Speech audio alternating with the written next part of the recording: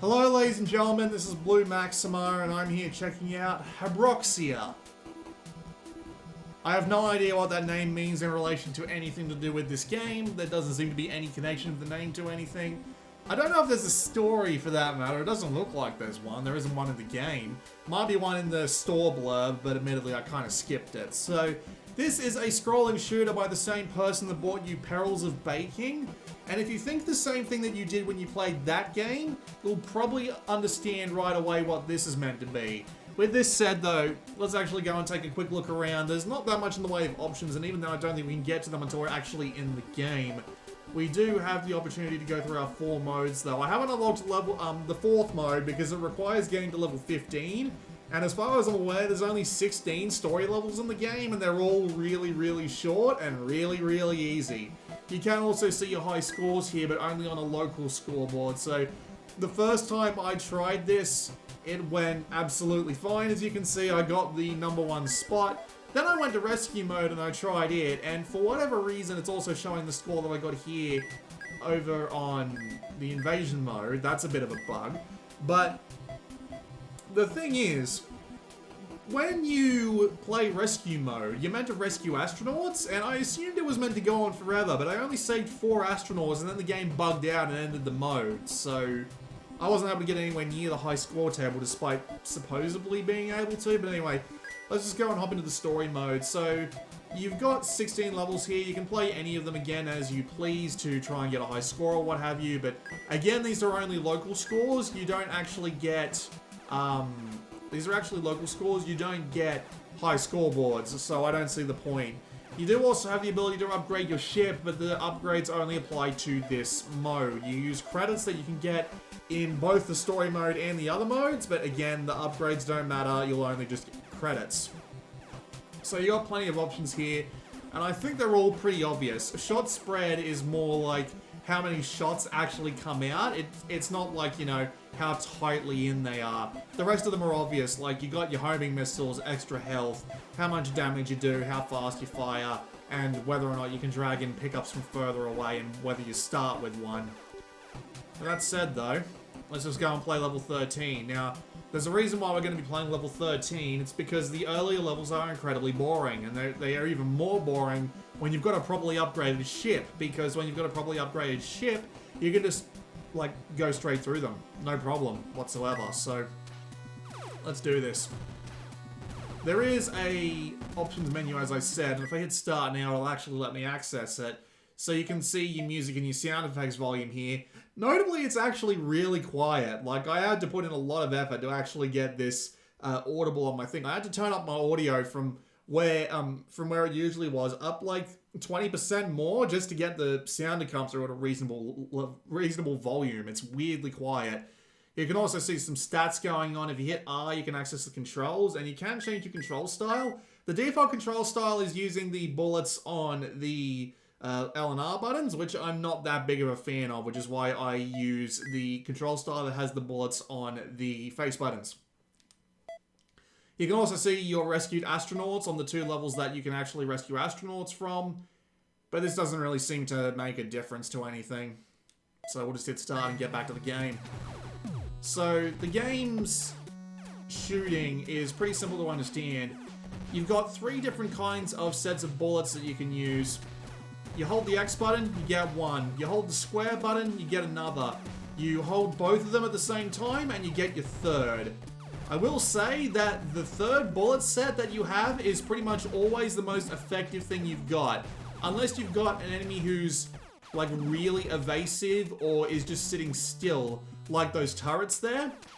It's pretty much always best to use X and square at the same time. It's nice to have the ability to shoot up and down, and there are a couple of situations where this can help you out, but as you can see, you don't throw out that many bullets, and they're kind of off target pretty much all the time. So you're always better off with using the X plus square or L plus R bullet pattern, because you get a pretty good spread. Even for the very start of the game, you get a pretty good spread. So there's pretty much nothing going on here with what bullets you should be using. It's not like Radiant Silver Gun, where you've got like 5 different weapons applied to each of the face buttons and they're all good for taking out certain kinds of enemies. Nah, it's basically just use the spread, otherwise you are pretty much giving up a decent amount of power. I think I've gotten into like 2 situations where using the up and down shot isn't even remotely useful. But whatever. So, the game's got a scoring system, and admittedly it's one of the most interesting parts of the game, where you gain a combo which increases the amount of points you get for every individual enemy kill, depending on how well you're doing. But if you so much as let one enemy escape, and I mean just the one, you will lose that multiplier. You'll obviously also lose it if you get hit. So, the idea is to try and maintain a combo as much as humanly possible. And if you can pull that off, well, you get plenty of points to... If you can hold that, you can get plenty of points to work with. Unfortunately, they don't reward you in any other way except for giving you, like, more points. It would be really good if you could earn extra credits by getting really high combos. I'm not entirely sure why they don't let you get more points off combos. There are also some upgrades you can get in the levels. Like, you can get a speed up, you can get a shot power up, you can also get extra homing missiles. You don't control the homing missiles, they just fire whenever they feel like it. So it's a little Darius in that respect. And you do also get extra health. You start out with a certain amount of hits. If you use all of those hits, you will just, you'll be forced back to the start of the stage. Thankfully, most of the stages are pretty short. Like, this is one of the longest stages I've seen so far, so it's not like the game is going to put you on a real endurance test along the lines of, say, Darius Burst, which is the game I can't help but compare this game to a lot, because it seems to be pretty heavily inspired by that game's kind of design. You do also get pickups that you can use from time to time, and here's an example of one of them. You use them by pressing triangle, and this pickup in particular is obviously just like a short-range screw-you laser beam, for the most part. You do also get a bomb that can clear the screen. I believe you've seen that one already. I think there's a third one, but I can't for the life of me remember it. And they're all relatively effective. Honestly, at the end of the day, I've got nothing particularly wrong with the game's overall mechanics set. Like, it's got nothing that I would consider particularly offensive. The game's overall movement, combat, and just general design is... Oh yeah, you've also got a boost button, by the way, which is actually kind of useful in some situations. Not all situations, but being able to dodge out of the way of a bullet by the skin of your teeth is actually pretty useful.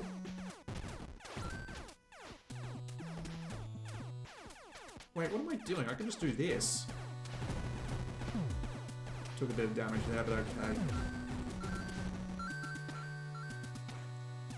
When you defeat enemies or blow away blocks in the environment, you will get things like, you know, pickups, and in this case, credits.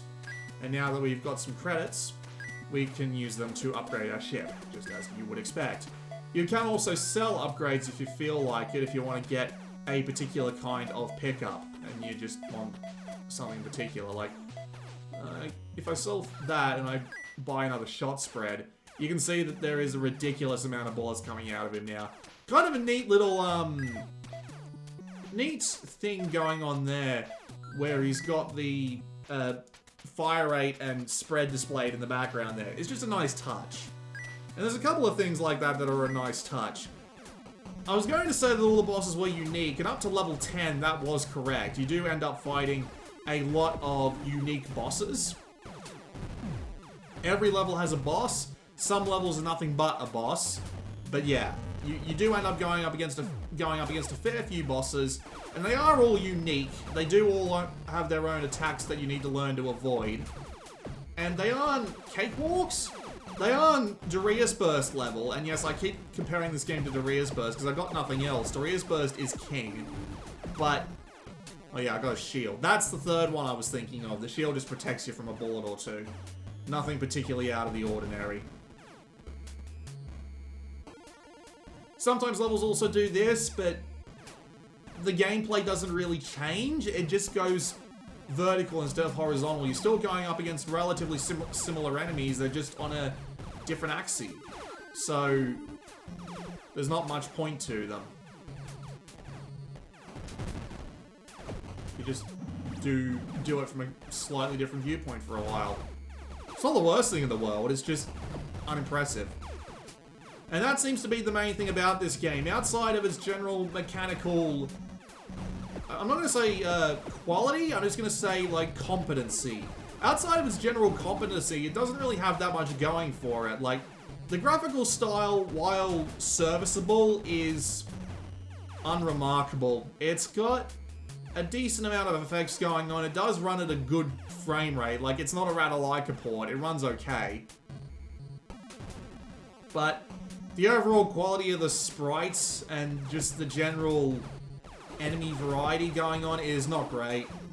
It all seems like just random blocks of stuff. Randomly picked colors, randomly picked layouts. It doesn't seem to have that much in the way of, like... Well, it is consistent, but not in any particularly interesting way. The enemies in this game are just not that interesting to fight.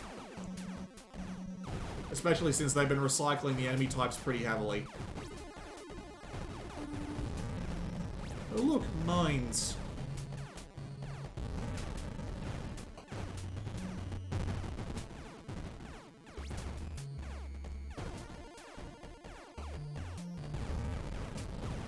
The one thing that really annoyed me about this game, though, is the music. Because I started listening to the music for a bit. Because I thought something was off about it. I turned out to be correct. But not in the way I was expecting. I thought the music was kind of broken, because... Remember how back in the day, you used to play, like, cheapo emulators that had really, really bad music? Like... Just recently, actually, like last Christmas, I was at my grandparents' house, and I was playing this, like, cheapo at-games Genesis that one of my relatives had bought their son for his, for Christmas. And the thing about it was that it was just outright missing some of the bits of the music. Like, I literally had a thing on me that could play the damn games better. So when I went to check, I was like, oh, that's why it sounds so wrong. It's because half the instruments are missing. That's the same feeling I got from this game's music. It just doesn't seem to... Its music doesn't seem to be complete music. It feels like it's missing either backing or lead instrumental tracks. It's kind of bizarre in that sense. I was barely even trying when I got to the top of that scoreboard. It's so strange. I'll get some additional health while I'm here. And what can I start with? Can I... Oh. What can I start with? Bomb, laser, shield, or repeat? We'll go with repeat, since we haven't seen it yet.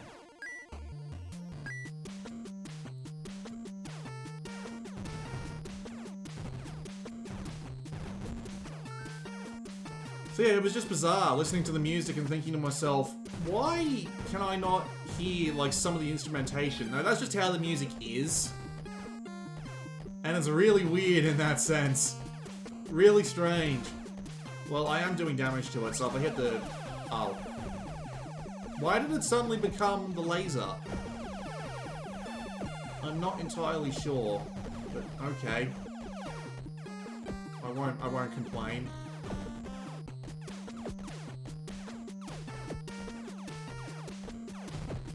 But yeah, as far as I can tell, repeat just makes you fire faster, or... Was it fire faster, or was it make you get more bullets? I don't remember exactly, but it did make my guns stronger. That's the important bit. But yeah, on top of everything... Well, with everything I've just said about the game, the base line seems to be that it's competent, but it doesn't impress. It does the shooting okay, and the difficulty can actually get, like, kind of silly here. And I will admit, there are ways of doing, like, actual score attacking by making it so that you have to shoot every enemy, otherwise you lose your multiplier, although it's not really a multiplier, it's just a chain. Is interesting. There's nothing wrong with the way that's designed, at least in my point of view. It's a neat little system, and it isn't a bad idea at all. But other than that, I've just got no reason to keep playing it. The boss design is actually pretty easy to deal with. Like, this isn't like Darius Burst where you'd be banging your head against the wall. No. You have plenty of opportunities to defeat these things the first time around. Hell, these boss stages are kind of easy because you can just avoid attacking the boss monster itself and just keep hitting, like, the enemies going in the background or the rocks, because the rocks do actually up your combo. And get a high score that way. On the regular levels, it's a little bit more difficult. But yeah, the ooh. Okay, that's his ability for the final stage of the fight, is it? Just to suck you in. Okay.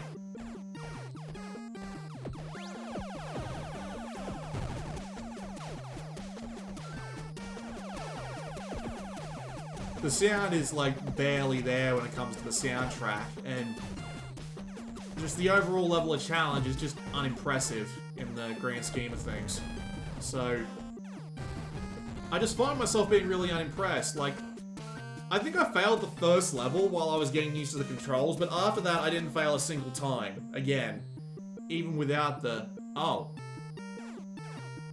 it's the credits.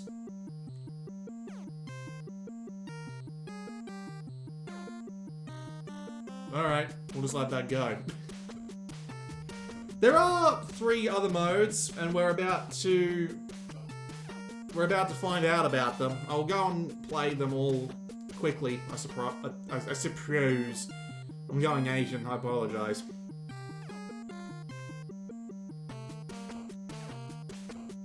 But the extra modes don't really do that much for me either. They advertise them as being, like, infinitely replayable. Shield Maiden mode, okay. There is supposed to be like a level 16, isn't there? I think that's what the brief said. No, it's just 15 levels. Okay. So you've got Invasion mode, and as I said before, you do lose all your upgrades in this mode. You can pick them up, they do spawn from enemies, but... yeah. You more or less just have to prevent them from getting below the bottom of the screen. And they do drop in bosses from time to time, but it's usually only like every 10 or so waves, and trust me, this gets pretty repetitive after like 5.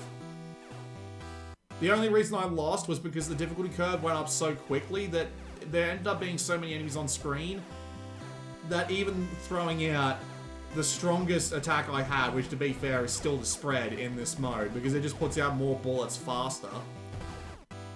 But the screen was so filled with enemies that even the spray across all of them constantly couldn't keep over half a dozen of them from getting to the bottom of the screen. So the difficulty feels like it takes a real jump up after a little bit.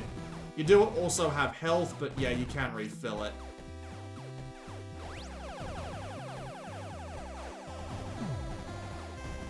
But yeah, that's basically all that mode is, so we'll just quit. Also, a little bit weird to have the X button be your quit button on the pause menu. I gotta say, guys, that's a little strange. Rescue mode is... it gives you a little bit more of a powerful ship, so at least it's a little bit more interesting. But what you gotta do is you gotta rescue the astronauts. The level does appear to be proc-gen, or at the very least it's made out of, like, very specific parts. And you just gotta rescue as many of the astronauts as you possibly can. Letting even one die ends the mode. And of course you got health and stuff to deal with as well. But yeah, it takes so long between these parts. That's probably my main criticism of this mode, to be specific, is just they don't throw any actual astronauts at you for ages in the first few bits, so just trying to pick this game up for like 5 minutes in order to, yeah, I tried to get through that, but for the life of me, I just couldn't. The game has this weird drag to the right sometimes, even with the boost on. Yeah, I got my astronaut and I continued on. Let's see what the shield maiden mode is like. Survival! And my guns are shit. So I gotta pick up shields and use them, I see. Not the best mode for a scrolling shooter to have, I gotta say.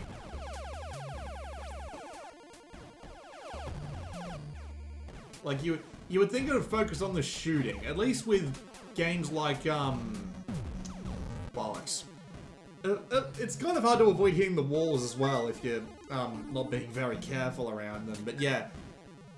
It seems a bit weird to have a mode in a scrolling shooter where it de-emphasizes the shooting. At least in a game like Geometry Wars 3, it would be like, you know, 1 level out of 100, but in this game it's one of the main modes. It seems just kind of against the point. But yeah, that was a look at Habroxia. Honestly, I'm not that big of a fan of it. The base gameplay is competent enough, but doesn't really do that much to impress me, especially since you can finish the entire game in a little over 2 hours, and all the extra modes just aren't that engaging due to general pacing problems and weird design decisions. The sound is, like, odd. Like, I'm not going to claim to know why they have these weird soundtracks that sound like they're missing half the track, but that's what they do, I suppose.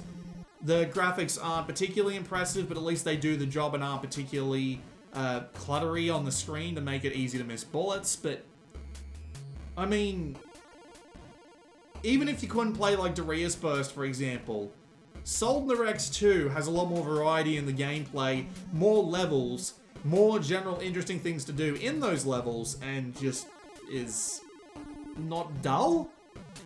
It's a lot less dull, which is kind of what this game devolves into after a few levels of relatively similar presentation, enemy composition, weaponry, and otherwise just general gameplay. It might be worth doing for like a couple of bucks if you really need something to do, but then again, Darius Burst and Soldner have both gone on sale for a lot more. And I'm not even bringing up games like Sign Mora, where you can slow down time, and that just makes the game way more interesting in general. But there you go.